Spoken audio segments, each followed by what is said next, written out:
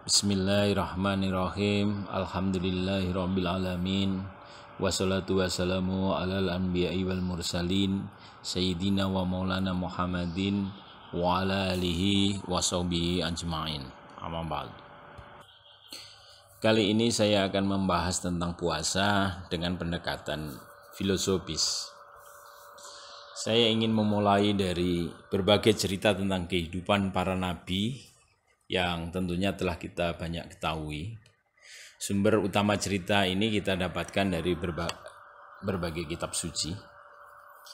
Tentu saja banyak peristiwa-peristiwa yang menyimbolkan makna kehidupan, yang ini apabila kita pahami maknanya dapat digunakan untuk menjadi referensi untuk menjalani kehidupan di dunia ini. Beberapa cerita antara lain adalah kisah Nabi Adam yang dilarang untuk tidak mendekati pohon kuldi.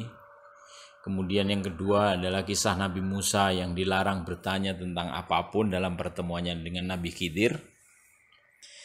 Yang ketiga, kisah Nabi Ayub yang senantiasa bersabar menikmati penyakitnya. Yang keempat, kisah Nabi Ibrahim yang bersabar menginginkan kelahiran putranya. Yang kelima, kisah Nabi Yusuf bersabar menahan segala cobaan dari saudaranya dan godaan seksual dari permaisuri rajanya, yaitu Siti Zulaikha. Semua ini diceritakan dalam kitab suci bukannya tidak bermakna. Cerita-cerita ini juga bukan hanya sekedar fiksi yang untuk dinikmati di waktu senggang. Kisah ini tanpa bermaksud mereduksi arti historisnya, dapat diambil kesamaan maknanya dan disimbolkan bahwa intinya adalah adanya pembelajaran tentang pengendalian diri.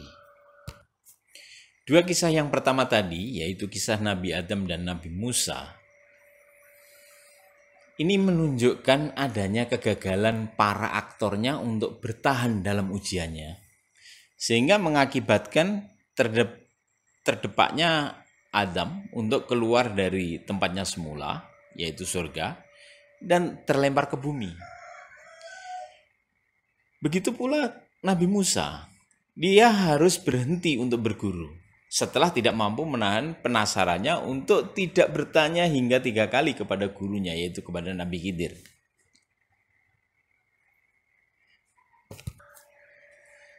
Sedangkan 3 kisah lainnya menceritakan bahwa aktornya ini berhasil melewati ujian. Sehingga para aktor tersebut akhirnya mendapatkan tempat dengan derajat yang tinggi. Kisah-kisah ini apabila kita kaitkan dengan keberadaan iblis dan malaikat di sisi kehidupan manusia ini, akan dapat lebih menjelaskan makna yang selama ini belum banyak terungkap. Nah, sepertinya sudah menjadi pemahaman umum bahwa makhluk Tuhan yang bernama iblis atau setan itu dikategorikan sebagai makhluk yang tugasnya adalah menggoda umat manusia. Sehingga dapat dikatakan posisi ini adalah posisi negatif di sisi kehidupan manusia. Sedangkan posisi malaikat dikategorikan sebagai makhluk yang tugasnya mewakili sisi positif. Nah, di antara sisi positif dan negatif itu ada posisi tengah, yang itu menunjukkan posisi eksistensi manusia. Dalam kehidupan di dunia ini, manusia selalu diintervensi oleh syaitan ataupun oleh malaikat. Nah, sisi negatif lebih kuat daya tariknya. Karena banyak faktor yang mempengaruhi seperti kondisi masyarakat yang kurang pendidikan, kemiskinan, dan lain-lain. Ini menjadi faktor yang mempunyai daya tarik yang cepat tadi itu. Selain itu, adanya sejarah setan yang akan memboikot kerja baik dari manusia, ini juga memperkuat itu. Sedangkan dari sisi positif, meskipun mempengaruhi, tetapi kecenderungan manusia untuk ke arah itu agak lebih berat. Padahal herannya, kecenderungan menuju kondisi positif itu disarankan oleh agama. Kita tahu bahwa ajaran agama menghendaki agar masing-masing umatnya itu berkecenderungan untuk senantiasa meningkatkan kualitas eksistensinya menjadi manusia seutuhnya, baik melalui upaya individual ataupun upaya secara bersama-sama. Ini kan sangat ditekankan karena dengan peningkatan kualitas dalam hal keimanan, kemampuan, semangat, keterampilan, loyalitas akan semakin mudah menghadapi kendala hidup yang senantiasa menghantui manusia. Nah, kendala-kendala dalam kehidupan ini kan bermacam-macam bentuknya, seperti sakit, ketakutan, kesulitan, kesusahan, kemiskinan, keterpurukan, dan berbagai bentuk penderitaan lainnya. Nah, kendala-kendala kehidupan tersebut ini harus dikendalikan agar tidak semakin menyeret dalam penderitaan. Maka menghilangkan kendala kehidupan ini itu penting bagi manusia karena ini untuk mentransformasikannya dalam bentuk kebahagiaan. Inilah sebenarnya tujuan dari agama. Yang konkret kegiatannya adalah mengamalkan semua aktivitas yang baik. Inilah tuntunan agama. Dalam konteks Islam, tuntunan agama untuk mengatasi kendala disistematisasikan menjadi 5 rukun Islam yang setiap rukunnya itu saling terintegrasi, saling terkait dalam satu makna untuk mencapai kebahagiaan. Nah, titik kebahagiaan inilah yang diistilahkan dengan kondisi rahmatan lil alamin. Kalau kita kontekstualkan dengan kehidupan saat ini, tanpa kita memungkiri bahwa kehidupan modern sekarang ini telah menunjukkan banyak kemajuan. Kemajuan teknologi, kemajuan transportasi, kemajuan informasi, telekomunikasi, dan berbagai teknologi mekanik lainnya itu semakin mempermudah manusia. Namun demikian, meskipun hidup manusia itu menjadi lebih mudah, namun tidak semua kebutuhan menjadi terpenuhi. Kebutuhan yang terpenuhi adalah kebutuhan orang-orang yang kuat. Tetapi bagi orang-orang yang lemah, yang berkutat pada kemiskinan, kebodohan, masih terus terbelenggu. Nah, kehidupan saat ini justru memperluas jurang antara yang kaya dan yang miskin, antara yang kuat dan yang lemah. Semua itu, kemajuan teknologi hingga kelanggengan kemiskinan dapat dikatakan ditimbulkan oleh transisi dari masyarakat yang sebelumnya ke dalam masyarakat yang kapitalistik, yang mempunyai konsekuensi-konsekuensi. Oleh Max Weber, ketimpangan ini disebabkan oleh perkembangan rasionalitas formal dengan mengorbankan tipe rasionalitas yang lain. Sehingga ini membentuk kerangkeng rasionalitas yang kemudian menyebabkan manusia tidak mampu mengungkapkan beberapa ciri dasar dari kemanusiaan. Ini ada relevansinya dengan pendapat Durkheim. Durkheim berpendapat bahwa masyarakat kapitalistis itu menguatkan solidaritas organik, tetapi melemahkan kesadaran yang kolektif. Jadi, meskipun ada kebebasan yang lebih besar dan produktivitas yang tinggi, namun moralitas secara bersama ini semakin melemah. Orang cenderung merasakan dirinya tidak bermakna. Dalam bahasa Durkheim ini disebut dengan merasakan anomi. Nah, perasaan anomi ini kemudian mendapat perhatian dari Simmel. Simmel menjelaskan bahwa perasaan anomi ini disebabkan oleh adanya epifani. Epifani ini adalah tanda manifestasi kekuatan intrinsik manusia yang sebelumnya tak terjelmakan, serta dampak buruk dari alienasi yang ditimbulkan oleh sistem ekonomi uang. Masalahnya, kelemahan-kelemahan ini meskipun sudah diketahui, tetapi susah untuk mereduksinya. Maka kemudian Anthony Giddens menggambarkan era sekarang ini diibaratkan dengan Juggernaut. Juggernaut itu panser raksasa yang tak terkendalikan. Suatu saat dapat menguntungkan, tapi saat yang lain dapat berbalik menghancurkan. Nah, kekuatan-kekuatan pengendalinya tidak sebesar kapasitas potensi perubahannya. Tidak ada kepastian dominasi sistem dalam mempengaruhi kemampuan kita untuk mengubah kehidupan. Apa yang diungkapkan Anthony Giddens ini senada dengan teori transformasi yang digagas oleh Prigogine pada tahun 1977 itu, yang mengantarkan Prigogine mendapatkan Nobel. Prigogine berpendapat bahwa kehidupan sekarang ini diibaratkan sebagai suatu struktur yang tidak teratur. Jika ini dibiarkan saja atau dipertahankan, maka lama-kelamaan akan menjadi kehilangan energi. Gerakan yang terus-menerus dalam sebuah sistem akan menghasilkan fluktuasi. Jika energinya kecil, akan dilembabkan oleh sistem dan tidak mampu mengubah integritas struktur. Tetapi jika energinya besar, maka akan membingungkan sistem. Nah, elemen dari pola lama akan berinteraksi satu sama lain dalam cara yang baru dan menciptakan hubungan yang baru. Sebagaimana ungkapan Prigogine bahwa semakin kompleks atau semakin koheren suatu struktur, semakin besar kompleksitas tingkat selanjutnya.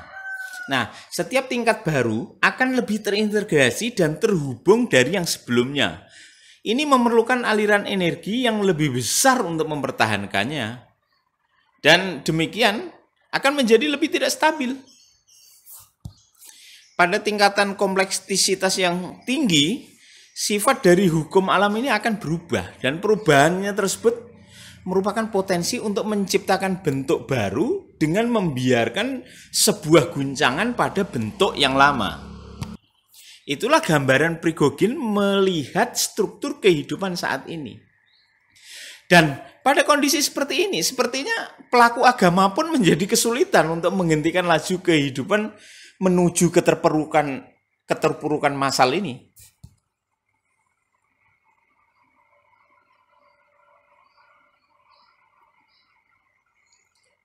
Kita bisa lihat itu dari berbagai perilaku ataupun kritik-kritik orang terhadap peran agamanya.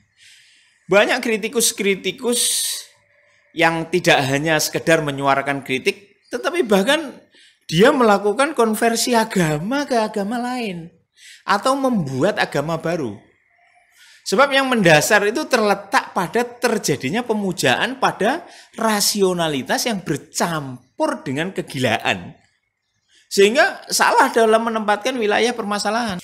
Permasalahan psikis disalahartikan dengan wilayah spiritual.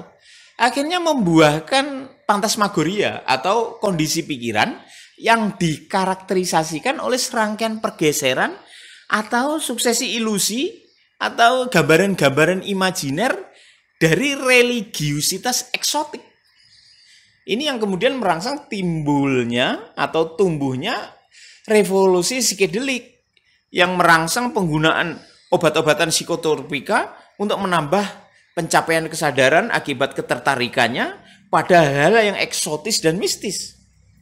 Bukannya melakukan puasa atau sejumlah ritual lain yang telah diajarkan oleh agama yang merupakan satu-satunya jalan untuk menuju kondisi transenden. Nah, dampaknya adalah tidak terpuaskannya dahaga atau kelaparan spiritualitas modern karena yang ditemui adalah daya magis semu dari agama. Dalam kenyataannya kondisi seperti ini telah meluas hingga menjadi penyakit masyarakat. Ini sudah menjadi patologi. Kesadaran untuk menyingkirkan patologi yang sudah sistemik ini sebenarnya banyak dilakukan. Di antaranya adalah dengan melakukan tindakan ekstrim yang melawan rasionalitas. Dengan cara pemujaan terhadap non-akali.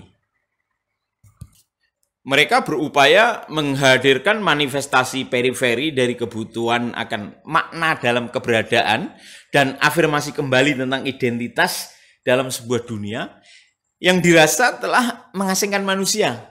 Tujuannya adalah mencapai kesejahteraan psikologis dengan cara penolakan terhadap jalan duniawi dan peran akal. Sikap ini sebenarnya lebih cenderung pada bentuk oposisi atau perlawanan terhadap keadaan yang ada. Inilah yang dilakukan oleh sekte-sekte seperti The Children of God, Orange Movement, The Unification Church of Sun Myung Moon, kemudian Scientology, Hare Krishna Foundation, The Divine Light, dan lain sebagainya.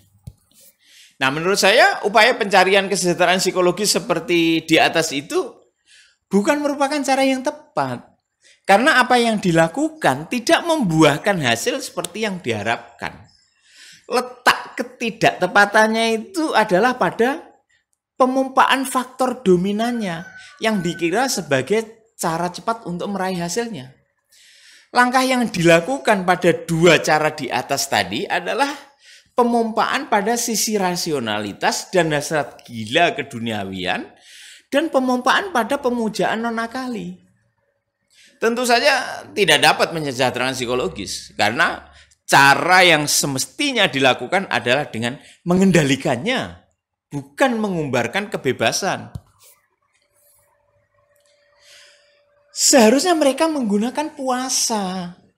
Karena puasa yang merupakan salah satu bentuk ritual keagamaan lebih cocok digunakan untuk mencapai kesejahteraan psikologis. Karena inti dari puasa adalah pengendalian diri. Penggunaan rasionalitas atau pemujaan terhadap non-akali diperbolehkan di dalam Islam. Hanya saja perlu pengendalian agar tetap berada pada keseimbangan. Pada kondisi keseimbangan inilah manusia akan benar-benar menjadi manusia. Puasa digunakan sebagai alat pengendali manusia agar berada pada posisi terbaiknya. Nah, argumentasi ini sesuai dengan teori psikosintesis yang dikembangkan oleh Roberto Assaglioni. Assaglioni menyatakan bahwa ada hubungan timbal balik yang harmonis dari dua metode kesadaran yang saling melengkapi. Dua kesadaran tersebut terletak pada ranah intuisi dan intelektual. Kedua ranah ini yang sejatinya dituju oleh puasa melalui proses perenungan atau kontemplasi untuk memperoleh keseimbangan dari hubungan timbal balik antara intuisi dan intelektual. Jadi selama ini, kehidupan seseorang yang terlalu menekankan pada satu ranah saja akan berakhir dalam keterbelahan diri akibat tidak adanya keseimbangan. Itu tadi argumentasi pertama. Argumentasi kedua, peran puasa adalah untuk melakukan transformasi dari kategori kualitas keimanan yang terendah ke kualitas keimanan yang lebih tinggi. Dari nafsu amarah, lawamah, menjadi mutmainah. Bahkan ada yang menambahkan dengan nafsu sudfiyah. Ini mencerminkan adanya loyalitas umat muslim untuk senantiasa memperbaiki sistem ataupun lingkungan kehidupan, baik dalam konteks individual maupun konteks kemasyarakatan. Perilaku atau sifat-sifat yang rendahan akan didongkrak dengan peningkatan keimanan. Sehingga menghasilkan multiplier efek yang kemudian menjadi sistem kehidupan baru yang lebih menyejahterakan. Aspek motivasi pada tujuan ini sangat mengemuka. Alasannya adalah perilaku yang tidak dapat dipahami secara selengkapnya tanpa mengacu pada proses mental yang berhubungan dengan perilaku tersebut, termasuk mana subjektifnya yang berkaitan dengan bagaimana individu menafsirkan motivasinya sendiri. Terkait dengan puasa ini, ada kompromitas yang berdampak.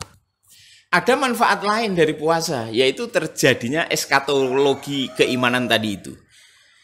Dengan eskatologi keimanan, menjalankan puasa, menjalankan ibadah puasa umumnya dilandasi dengan kesadaran, bukan sebatas menjalankan perintah agama. Kebanyakan orang-orang yang berpuasa ingin mendapatkan pahala serta hikmah dari puasa itu.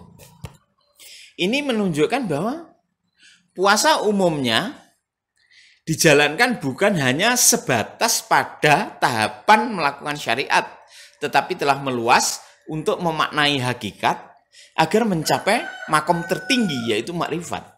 Semakin nyata bahwa ada progresivitas pencapaian kesejahteraan, bukan hanya pada materi, tetapi juga jiwa. Bukan hanya rasionalitas, tetapi juga pada tataran maknawi yang dilakukan dengan kesadaran, serta penuh loyalitas atau keloyalitasan umat terhadap agama dan masyarakatnya, serta Tuhannya. Dengan demikian, ibadah puasa itu telah menunjukkan ada dimensi teosentris sekaligus humanistik.